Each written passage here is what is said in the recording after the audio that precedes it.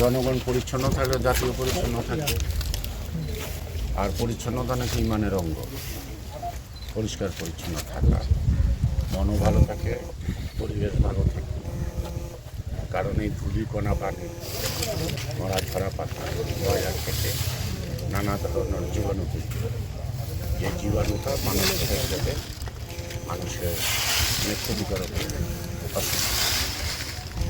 সেই কারণে আমার গায়ের কাপড়টা পরিষ্কার রাখা যেমন জরুরি, ঠিক পথঘাট রাস্তা সব জায়গাগুলি আমাদেরকে পরিষ্কার পরিচ্ছন্ন অবস্থায় রাখা অতি জরুরি। আমরা যেন ভুল না করে নিজের বাড়ির ময়লাটা আরেকজনের বাড়ির দরজার সামনে ফেলে না আসি। তাতে কিন্তু রক্ষা নাই পরিবেশের হাত থেকে, তাতে কিন্তু রক্ষা নাই মশার উপদ্রব থেকে।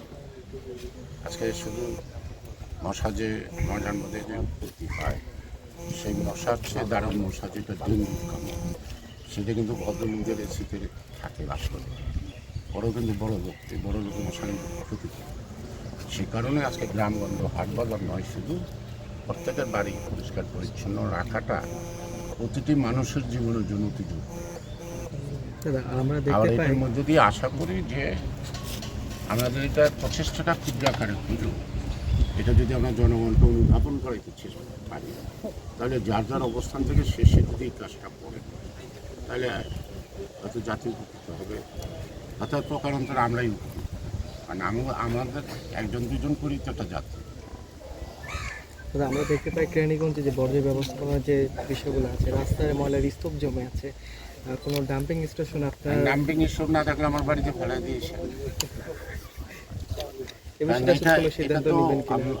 আমাকে প্রশ্ন করে লাভ নাই, এটা একটা পর্যায়ক্রমে প্রয়োজন দেখা দিবে, আগে প্রয়োজন দেখা দেয় না।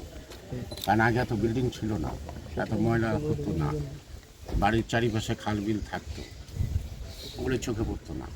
কিন্তু এখন যেহেতু এটা নগরায়নের টেন্ডেন্সি অপরিকল্পিত, এগুলো হবে।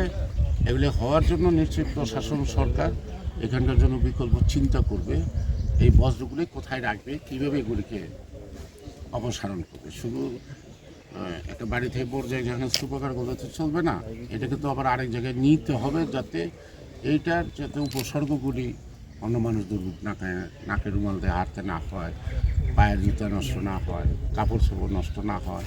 এগুলোই তো, এগুলো তো আমরাই সৃষ্টি করছি। এখন আমাদেরকে এটা নতুন করে ভাবতে হবে যে এটাকে পরিত্রাণ পাওয়ার পথটা।